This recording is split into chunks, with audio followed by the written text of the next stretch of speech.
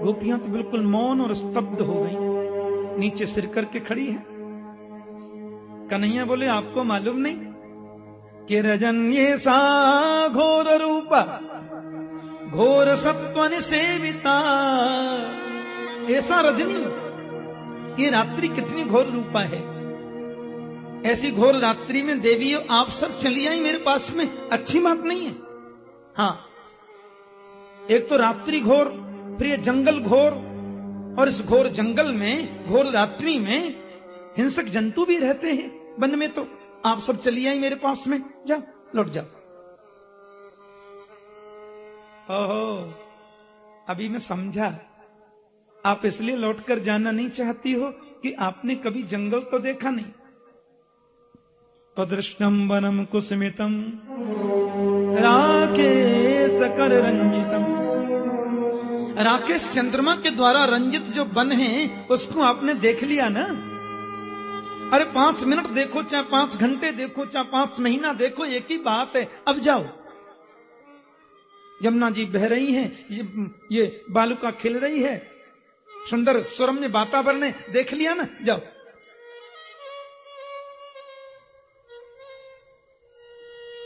ओहो, अब समझा, आप इसलिए कुछ बोल नहीं रही हो और लौट कर जा नहीं रही हो। तुम्हारे पति सुंदर नहीं है, तुम पतियों को छोड़ के चली आई। सासू जी खोज रही होंगी, बच्चे रो रहे होंगे, पति टेंशन में होंगे, परिवारीजन बड़ी चिंता में होंगे। जाओ, लौट जाओ। नारी का धर्म होता है पति सेवा करना, सासू जी की आज्ञा मानना, बच्चों का पालन करना। चली आई सब, मुरली जरा सी सुन ली सब।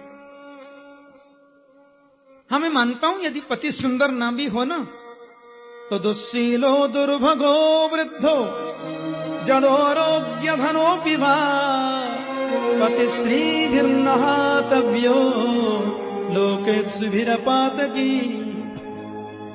यदि पति सुशील नहीं है, भाग्यवान नहीं है, बेचारा वृद्ध भी हो चला है, बुद्धिमान भी नहीं है, कदाचित वो रोगी भी है, धनवान भी नहीं है, तो भी स्त्री को कभी पति का परित्याग नहीं करना चाहिए। अरे नारी का तो पावन धर्म होता है पतिव्रत परायण होना। कोई धनवान है अलग बात है, हाँ, कोई सुंदर है अलग बात है, समाज में कितना प्रतिष्ठित है वो अलग बात है, लेकिन धर्म का पालन ये तो नितांत जरूरी और सबसे भिन्न बात है। बोलो जय श्री कृष्ण। हमारे ब्रज के संत जन कहते हैं कि गोविंद ने 2-3 उनको उदाहरण दे डाले। अरे देखो, एक नारी थी, पति बड़ा गरीब था, बड़ी अच्छी थी बेचारी, पतिव्रत परायणा थी। अब देखो, गरीबी अमीरी होना ये तो अलग बात है, लेकिन धर्म का पालन तो अलग बात है। पति उसके बेचारे जंगल से थोड़ी लकड़ी वकड़ी बीन कर लाते, उनको बेचकर जो कुछ द्रव्य मिलता अपने छोटे से परिवार का भरण पोषण करते।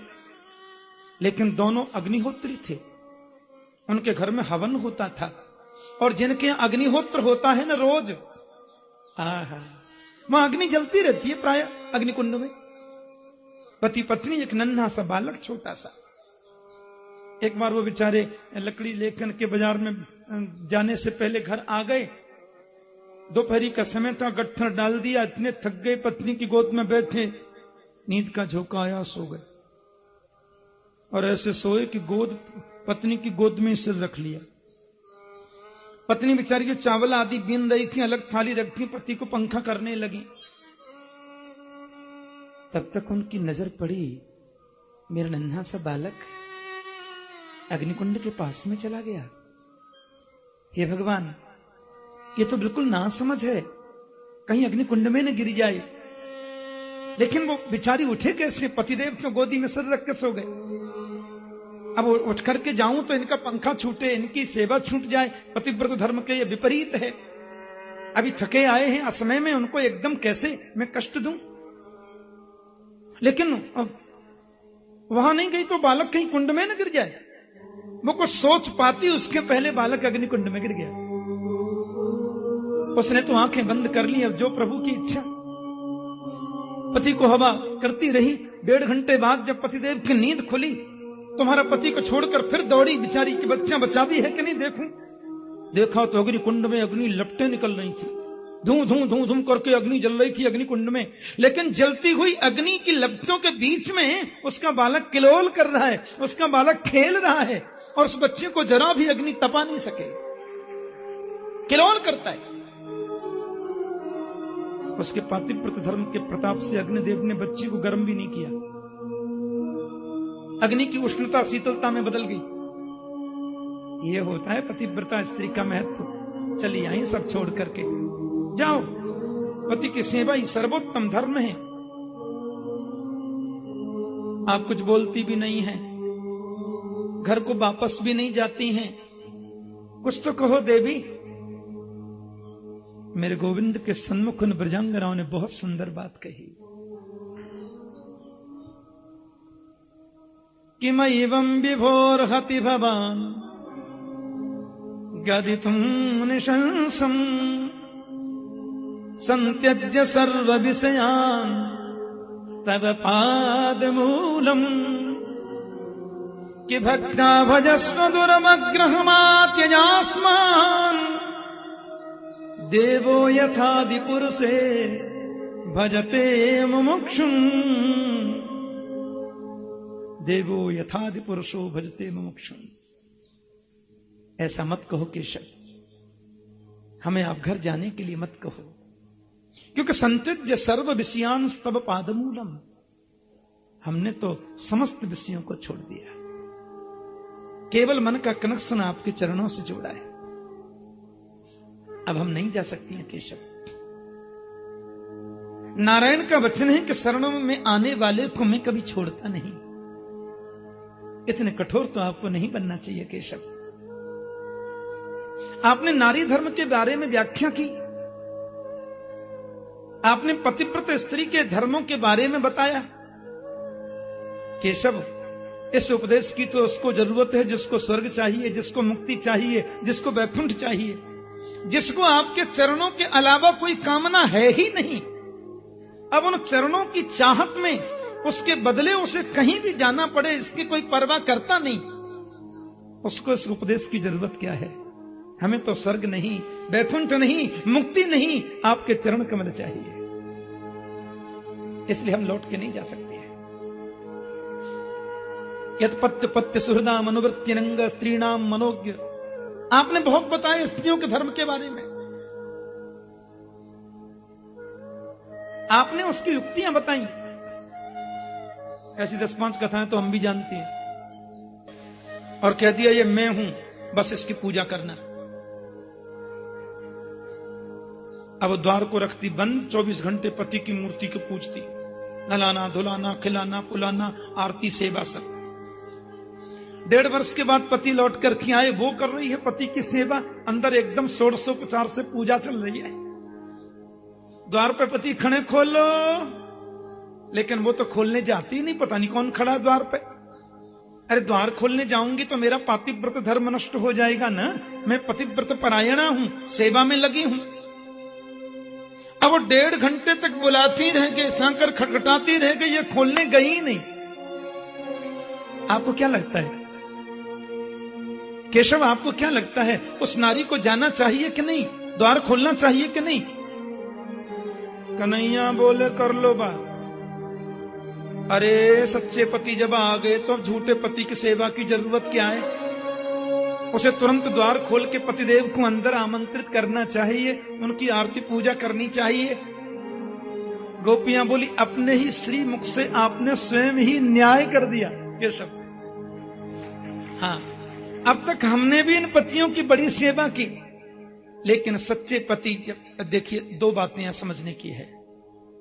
जब तक शरीर के प्रति अध्यास है हमारा, तब तक तो जितने भी संबंधी हैं सबके प्रति स्नेह, सबके प्रति सम्मान, व्यावहारिक जगत में सबके प्रति आदर नितांत जरूरी है।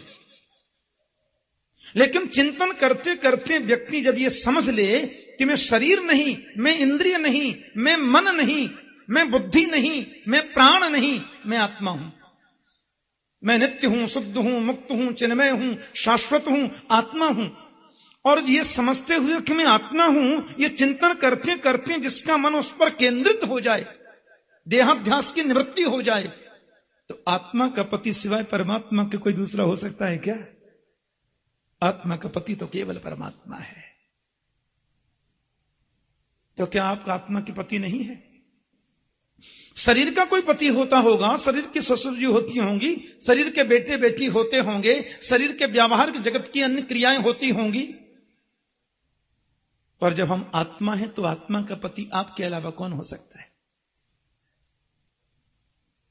और चित्तम सुखेन भवता परितम गृहेषु यन्निर्विसत्य तो करौ अपि गृहीय कृत्ये पादौ पदम न चलतस्तव पादमूलात् यामः कथम ब्रजमथो करवाम किंबा।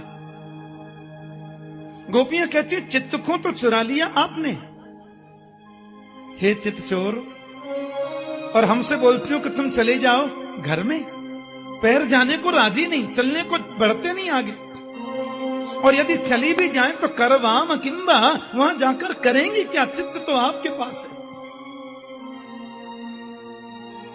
नरक में जाने के बाद यदि आपकी प्राप्ति होना संभव है तो नरक भी हमारे लिए स्वर्ग से ऊंचा है। जीवन भर तकलीफें पाने के बाद भी यदि आपकी झांकी देखने को मिल सकती है तो वो तकलीफें ही हमारे लिए सबसे बड़ा सुख है। हमें वैकुंठ की, स्वर्ग की और भौतिक सुखों की आकांक्षा नहीं है। हमारी तो एक ही अभिलाषा है, गोविंद को पाना है, और आप हमारे हैं। अब यहां एक बात और समझे। पहले परमात्मा जीव को बुलाता है, मेरे पास आओ, और जीव जब आता है तो उसका सत्कार करते हैं, और सत्कार करते करते फिर ठोक पीट करके देखते हैं कच्चा है कि पक्का है, कच्चा है कि पक्का। कहीं संसार की वासनाओं को लेकर के तो नहीं आया। यदि वासनाओं को लेकर के मेरे पास में आया है तो इसका आना व्यर्थ है। मेरे पास आना सार्थक तो तभी है जब इसमें वासनाएं न हो, और संसार के प्रति थोड़ा भी इसका आकर्षण होगा तो उसकी परीक्षा लेकर तो मैं देख भी लूं। तो भगवान अपने ही श्रीमुख से सासू जी का, ससुर जी का, पतिदेव का, बच्चों का, परिवार का, परिवार की सेवा का बखान करते हैं, उनकी प्रशंसा करते हैं, ताकि थोड़ा बहुत भी जीव का मन यदि उनमें होगा तो मेरे मुख से बड़ाई सुनकर तो जरूर लौट के चला जाएगा। और वास्तव में मन यदि मुझमें लगा होगा तो मैं भी स्वयं संसार की कितनी प्रशंसा करूं, उधर की तरफ उसका मुख मुड़ नहीं सकता, क्योंकि मन मुझमें लग गया है। और यह बात सिद्ध हो गई कि गोपियां तो कृष्णमयी हैं। गोविंद बहुत प्रसन्न हुए और गोपियों के साथ में रास विहार करने लगे, ऐसा लिखा है। और जब गोपियों के साथ में गोविंद रास करते हैं ना, देखो बड़ी सुंदर झांकी है। बीच में प्रिया प्रीतम की झांकी, चारों तरफ हजारों गोपियां, हजारों श्री कृष्ण, ऐसी झांकी। और कन्हैया जब रास विहार करने लगे, दो दो गोपी बिच बिच माधव ब्रज के संत गाते हैं, तो गोपियों के मन में थोड़ा अभिमान हो गया। हां, ये मनुष्य की बहुत बड़ी गलती है। कोई बहुत मूल्यवान वस्तु इसको सहजता में मिल जाए तो धीरे धीरे इसकी नजरों में उसका महत्व कम हो जाता है। ये मानव का स्वभाव है।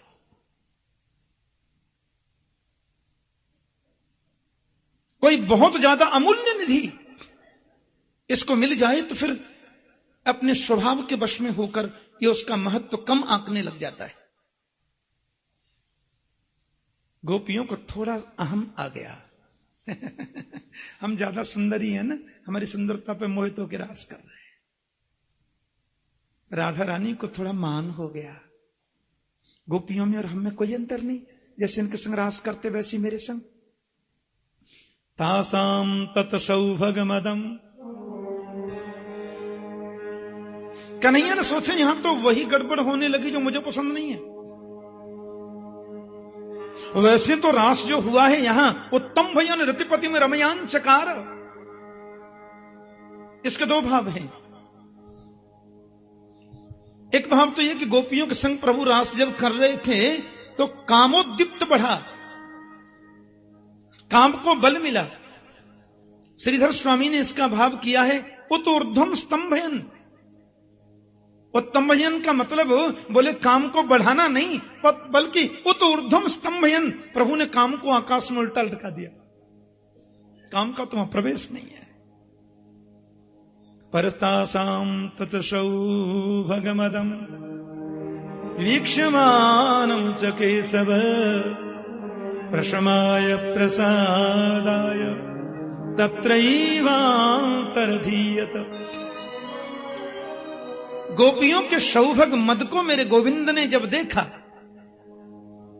तो तत्रैवान्तरधीयत, प्रशमाय प्रसादाय, गोपियों के अहम का प्रशमन करने के लिए, राधा रानी को प्रसन्न करने के लिए किशोरी को संग लेकर तत्रैवान्तरधीयत, बीच में अंतर्धान हो गए। अब गोपियों ने देखा अभी गलवैया में थे, अब कहां चले गए? गलवैया में तो है नहीं। वियोग होने पर उसका महत्व समझ में वापस आने लग जाता है। हे श्री कृष्ण कहां हो, हे प्राणेश्वर कहां हो, हे प्राण वल्लभ कहां हो, हे जगदीश्वर कहां हो, हे जगदाधार कहां हो, हे प्रियतम कहां हो। गोपियां तो विलाप करने लग गई। अच्छा प्यार से बोलो जय श्री कृष्ण। देखो प्रेम की कई अवस्था होती हैं। प्रेम की एक अवस्था है कि प्रियतम के वियोग में रोना। प्रेम की एक और अवस्था है, ऊंची अवस्था, प्रियतम के वियोग में उसको मिलने के लिए तड़पना। प्रेम की एक और ऊंची अवस्था है, प्रियतम के वियोग में इतना तन्मय हो जाना कि ये पता ही न चले कि हम जड़ से बात कर रहे हैं कि चेतन से। को जड़ को चैतन्य न कछु जानत बिरही जन, हमारे ब्रज के संत जन लिखते हैं। तो जड़ से बात कर रहे हैं कि चेतन से, उसको पता ही नहीं चलता। ये प्रेम की एक अवस्था है। प्रेम की एक और ऊंची स्टेज है सज्जनों, कि जिसके वियोग में हम रोते हैं, उसका चिंतन करते करते एक स्टेज ऐसी आती है कि हमें लगता है कि वही हम हैं। कृष्णो हम पश्चात गति। तो पहले गोपियां खूब रोई, कहां हो प्राण वल्लभ, फिर उनको ढूंढा कहां हो प्रियतम। जब कन्हैया नहीं दिखाई दिए तो इतनी तन्मयता आ गई कि सामने पीपल का पेड़ खड़ा था, उससे पूछ रही हैं आपने कृष्ण को देखा है? गलती है हमारी, अपराध है हमारा, ऐसे हडमांस के शरीर के प्रति अहम जो हो गया हमें, जो नहीं होना था। आप तो वृक्षों में बड़े आदरणीय हो, वृक्षों में सब आपकी पूजा करते हैं, मनुष्य सब पीपल को पूजते हैं। बताओ ना कहां छुप गए गोविंद? अब पीपल ने जवाब नहीं दिया। एक गोपी बोली ये भी अभिमानी है गयो है, अब जाने देखे भी होंगे तो बतावेगा थोड़े ही, दुनिया पानी चढ़ावे ना तो ये अहंकारी है वो। बगल में खड़ा था बटवृक्ष, बटवृक्ष से पूछने लगी आप ही बताओ ना श्रीमान, आप तो वृक्षों में वयोवृद्ध हो जी, वयोवृद्ध कहलाते हो, लंबी दाढ़ी है आपको, कहां देखा गोविंद को बताओ ना। अब ऐसी गलती तो अपन करेंगी नहीं ना बिल्कुल। बटवृक्ष ने भी जवाब नहीं दिया। एक गोपी बोली या कि तो बुद्धि सठिया गई है, बूढ़ो है गो है ना बेचारो। हे भगवान कच्ची तुलसी कल्याणी गोविंद चरण प्रिय, हे गोविंद के चरणों की परम प्रेयसी तुलसी देवी, बताओ श्री कृष्ण कहां हैं? क्योंकि आप तो उनके चरणों में चढ़ती हो देवी। तुलसी ने भी कोई जवाब नहीं दिया। एक गोपी बोली जी तो हमारी सौत है, देखे भी होंगे तो बताएगी थोड़े, जिन चरणों की हम चाह रखती हैं उन पर रोज चढ़ती है नहीं है। अब लो कर लो बात, उनको तुलसी भी सौत दिखाई देती है। नाग पुन्नाग चंपक कन्नेर सबसे पूछा, और तो क्या पृथ्वी से पूछने लगी। किंते कतम क्षिति तपो बत केशवांघ्री, हे पृथ्वी माता तुमने कौन सी तपस्या करी कि गोविंद के चरण का स्पर्श तुम्हें रोज प्राप्त होता है? बताओ ना कहां चले गए, क्योंकि कहीं भी उड़कर तो नहीं गए होंगे, और चलकर यदि गए होंगे तो तुमसे अलग रह नहीं सकते। मतलब ये कहीं जवाब नहीं मिला। अब गोपियां हे श्री कृष्ण कहाँ हो, हे श्री कृष्ण कहाँ हो, ढूंढते ढूंढते ढूंढते ढूंढते हम गोपी हैं ये भाव खत्म, मैं ही कृष्ण हूं ये भाव जग गया। कृष्णो हम पश्यति गति, क्योंकि लाली मेरे लाल की जित देखूं तित लाल, लाल ही देखन में गई मैं हूं वह गई लाल। ब्रह्मविद ब्रह्मैव भवति, वेदांत दर्शन के अनुसार तो जिसका चिंतन तुम ज्यादा करोगे, यो यह श्रद्धस्स एव स, गीता में गोविंद कहते हैं कि जिसके प्रति हम श्रद्धा करते हैं ना, तो हमारा जो श्रद्धास्पद है, धीरे धीरे उस श्रद्धास्पद के सद्गुण हमारे जीवन में आने लग जाते हैं। हाँ, भूतानि जानति भूतेज्या यान्ति मद्याजिनोपि माम, जो भूत प्रेत की उपासना करते हैं मरने पर भूत प्रेत बनेंगे, ये तो कन्फर्म है ही। जीवित अवस्था में भी उनका चेहरा भूत जैसा ही हो जाता है। जो भूत भूत के झाड़ा फूंका करते हैं उनका चेहरा देखो, हाँ, भूत को बाद में देखो, पहले उनको ही देख लो, ऐसा ही चेहरा हो जाता है। लेकिन राम कृष्ण की पूजा करोगे, मां की उपासना करोगे, तो उनके चेहरे की सौम्यता तुम्हारे जीवन में आएगी, ऐसा शास्त्रों में लिखा है। मैं ही कृष्ण हूं। और एक गोपी ने तो कहा, आ जाओ ब्रजवासियों, डरने की जरूरत ना है, मैंने गोवर्धन उठा लिया है, इंद्र को कितनी भी बरसात बरसा लेने दो, डरो नहीं, मैं हूं ना। मुंह खोलकर अग्नि पी रही, दावाग्नि पान कर रही गोपी। हियो हियो कारी काजर धोरी धूमर रंग गुलाबी चिटकन मटकन, लो साहब गौ चराने जा रहे हैं कन्हैया जी। सुखदेव जी कह रहे हैं ये हो नहीं, ये गोपियां कर नहीं रही हैं, ऑटोमेटिक हो रहा है। ये गोपियों ने कृष्ण की लीला का अनुकरण नहीं किया। देखो, अनुकरण तो उसको कहते हैं जहां ये पता है कि नाम तो मेरा रामचंद्र दास है, पर पाठ में रावण का कर रहा हूं। ध्यान देना, अनुकरण तो उसको कहते हैं कि मैं हूं तो कुछ लेकिन कर रहा हूं कुछ। जहां मैं हूं ये भाव ही खत्म हो जाए, जिसका चिंतन ही लगे मैं वही हूं, ये तादात्म्यपन्न स्थिति है, ये तादात्म्य भाव है। और योदोहने बहनने मथनोपलेप, गोपियां का तो जीवन कृष्ण के चिंतन के लिए है। वो गाय भी दोहती है ना गोपियां, भागवत में लिखा है ऐसा। हाँ, वो गाय दोहती हैं, घुटनों में लगी है मटकी, और गाय के नीचे बैठ के गाय धो रही हैं, और मटकी की तरफ देखा तो लगा कि मटकी में कन्हैया बैठा, और गाय की जो धार है स्तन की सीधी लाला के मुंह में जा रही है। माखन बेचने जा रही है गोपी, माट गांव में चली गई, और चिंतन कृष्ण का चल रहा है। कोई माखन ले, कोई मिश्री ले, कोई दही ले, बहुत मीठो है, बहुत ताजो है। कोई माखन ले, कोई दही ले, बड़ो ताजो है। कोई माखन ले, कोई कन्हैया ले, कोई कृष्ण ले, कोई गोविंद ले, बड़ो ताजो है, बड़ो मीठो है। कोई कन्हैया ले, बड़ो स्वादिष्ट।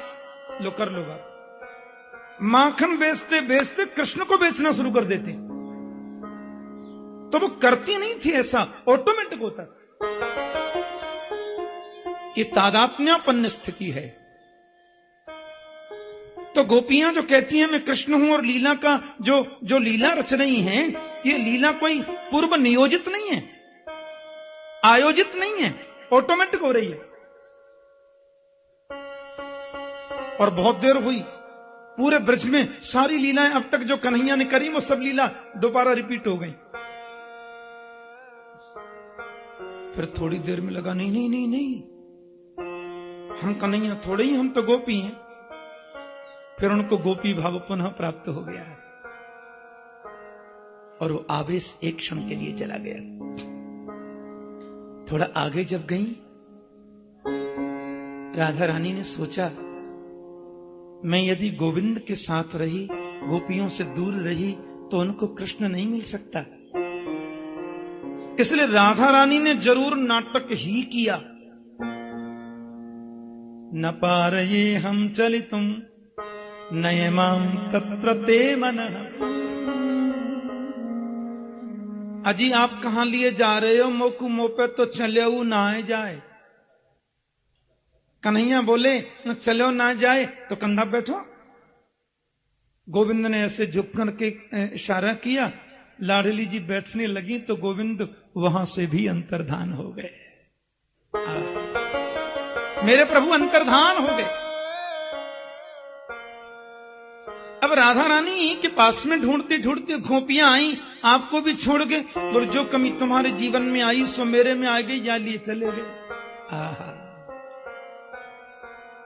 तो हानाथ रमण प्रेष्ठ क्वासी क्वासी महाभुज दास्यास्ते कृपणाया में सखे दर्शय सन्निधि। अब यहां गोपियों ने अपने मन की बात कही। हा नाथ, हमारे वृंदावन के 5 बड़े रंगीले ठाकुर हैं। संत जन कहते हैं कि गोपियों ने जब कहा हा नाथ तो श्री गोपीनाथ जी प्रकट हो गए। जब गोपियों ने कहा हा रमन तो श्री राधा रमन देव जी महाराज प्रकट हो गए। जब गोपियां बोली प्रेष्ठ, प्रेष्ठ माने वल्लभ, तो कालांतर में वही श्री राधा वल्लभ लाल जी प्रकट हो गए। और क्वासी क्वासी महाभुज, महाभुज कहा तो श्री गोविंद देव जी महाराज प्रकट हो गए। मेरे ब्रज का राजा ठाकुर गोविंद देव। और दास्यास्ते कृपणाया में सखे, जब सखे कहा तो श्री मदन मोहन देव जी और श्री बांके बिहारी लाल जी प्रकट हो गए। ये सख्य भाव है, सखा भाव के ठाकुर है। प्रभु को नाम इतने प्रिय लगे गोपियों के द्वारा उच्चारित कि इसी नाम से फिर हमारे ठाकुर ब्रज में आ गए, ब्रज में निवास करते हैं। लेकिन तत्काल तो गोविंद का दर्शन हुआ नहीं। अब पूरे वृंदावन में ढूंढा। ये पूरा जो वृंदावन है ना, ये रासस्थली है, पूरा ब्रज रासस्थली वृंदावन। और इस पूरे वृंदावन में ही गोविंद ने रास किया। कोई महल तो था नहीं, खाली मां कात्यायनी विराजमान थी। इनकी स्थापना भी गोपियों ने करी थी। गोपियों ने कृष्ण कामना से मां कात्यायनी की उपासना की, तो श्री कात्यायनी जी विराजमान हैं। और रास के समय भोले बाबा आ गए थे। आहा, गोपेश्वर भाव से। तो रासलीला के समय भोले बाबा आ गए, मां कात्यायनी प्रथम से ही विराजमान है। बाकी तो वृंदावन में सब बन ही बन था, तुलसी का बन। और पूरे सुरम्य स्थान में गोविंद ने रास किया। पर जब कन्हैया गोपियों को न मिले तो लिखा है पुनः पुलिनमागत्य कालिंद्या कृष्ण भावना समवेता जगू कृष्णम तदा गमन कांक्षिता। गोविंद मिलन की कामना को लेकर के गोपियों ने एक सुंदर गीत गाया। मैंने कल निवेदन किया था कि यमुना है भक्ति, गंगा है ज्ञान और श्री सरजू है वैराग्य। इसका भाव यह हुआ कि तुम कहीं भी गोविंद को ढूंढ लो, पर जब तक भक्ति का आश्रय नहीं लोगे वो तुम्हें मिलने वाला तो नहीं है। इसलिए गोपियों ने अब कन्हैया को ढूंढना बंद कर दिया। बोले अब नहीं खोजेंगी तो क्या करें? बोले कालिंदिया कृष्ण भावना। कालिंदी यमुना के किनारे आई, यमुना यानी भक्ति का आश्रय लेकर के वहीं पुकारा और गोविंद बाद में प्रकट हुए। तो गोपियों ने यमुना किनारे बैठ करके जो गीत गाया न जी, इसी को तो बोलते हैं गोपी गीत। कितना बड़ा सद्भाग्य है हम लोगों का। वृंदावन धाम, मेरे गोपाल की रास क्रीड़ा स्थली, माता कात्यायनी की पवित्र सन्निधि, उनके चरणों में हम बैठे, जिन चरणों की कृपा से गोपियों ने गोपाल को जल्दी पाया। और वहां बैठकर हम वही गीत गा रहे हैं जो गोपियों ने गाया। भागवत का मुख्य प्राण गोपी गीत।